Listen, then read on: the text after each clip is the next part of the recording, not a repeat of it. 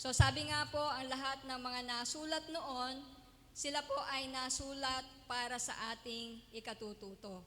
Di ba? Kaya po kahit na nasa Old Testament times, pero relevant pa rin po sa ating kapanahunan. Sa buhay ni Joseph, marami po tayong matututuhan. Siguro kilalang-kilala natin si Joseph, no? Yung kwento niya, Joseph the Dreamer. Pero behind the story kung minsan ay hindi po natin alam. Nakita lang po natin yung kwento ni Joseph, pero hindi po natin nakita kung gaano kalaki, kadakila ang Diyos sa buhay ni Joseph.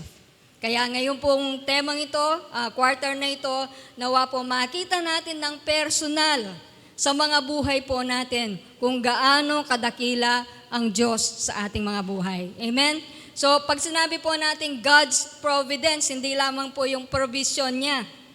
Yung kakainin natin, pambayad natin ng tuition, pambayad natin ng kuryente, yung susuotin natin, hindi lamang po yun.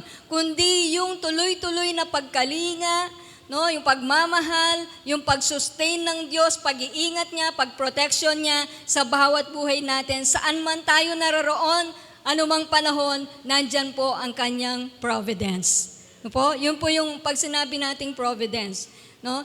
Kaya nga po, sa quarter na ito, nabanggit po ni Pastor, at natalakay po niya yung mga verses, no, na about provision, no, katulad po ng sa Matthew and Luke na ating pong binasa kanina.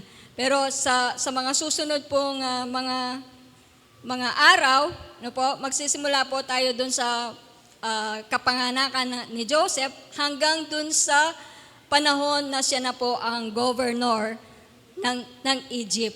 Kaya makikita po natin doon, katulad ng binasa natin kanina, Joseph was a prosperous man because God was with him.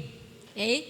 He was a prosperous man. Lahat ng bagay nagtatagumpay siya dahil ang Diyos ay sumasa kanya.